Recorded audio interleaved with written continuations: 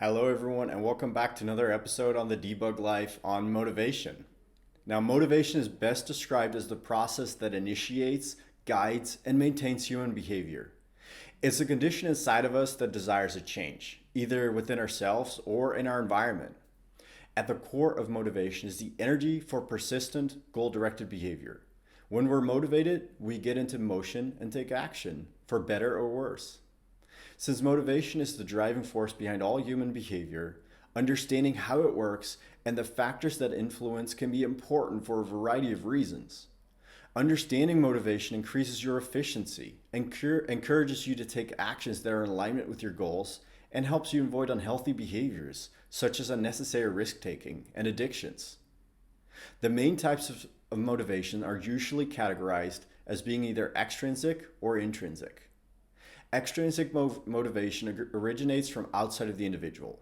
This is when your behavior is motivated by an external factor, getting you to do something in expectation of earning a positive outcome. Examples of extrinsic motivation include awards, money, social recognition, or praise.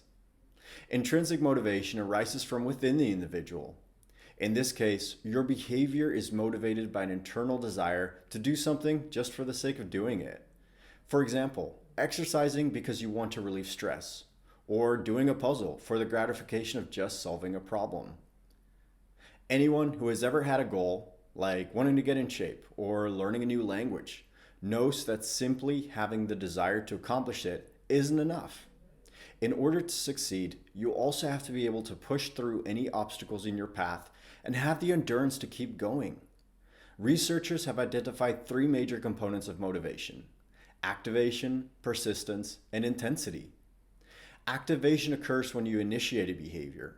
Examples of activation are driving to the gym, picking up a book, or putting on your shoes to go on a walk. Persistence is when you continue to move toward your goal even if you encounter obstacles. It's what enables you to continue striving for what you want after the initial phase of euphoria wears off and you realize the hard work that's involved with achieving your goal. Intensity is the amount of effort and concentration that you put into pursuing an objective. For most goals, such as losing weight, the results you achieve are directly proportional to the frequency and intensity with which you exercise. The degree of each of these components impacts how likely it is that you'll achieve your goal. Strong activation means you're more likely to start a certain behavior, but persistence and intensity will determine if you keep working toward that goal and how much effort you put into it. Experiencing fluctuations in your motivation is completely natural. Sometimes you will feel fired up and driven to reach your goals, and other times you may feel drained, insecure, or unsure of what you want and how to achieve it.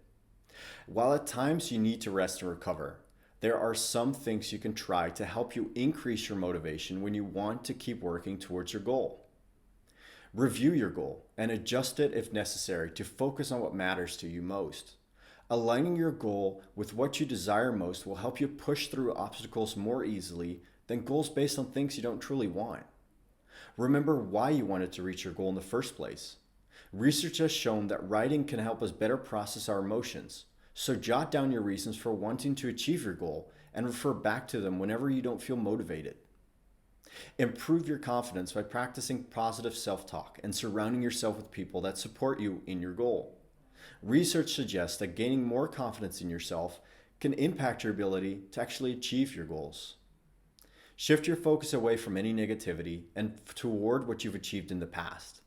Remembering past achievements and your strengths helps limit self-doubts from impacting your motivation in the moment.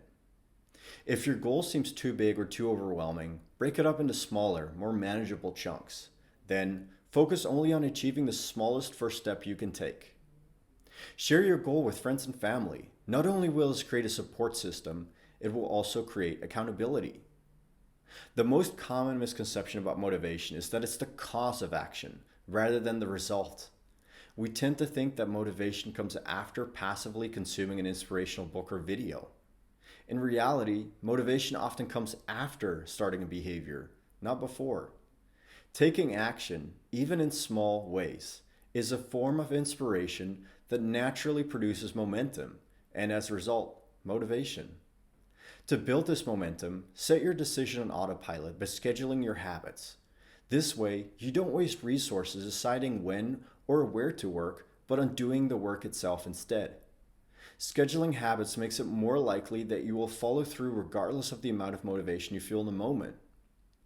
In order to make motivation a habit, start by creating a routine that functions as a low barrier to entry.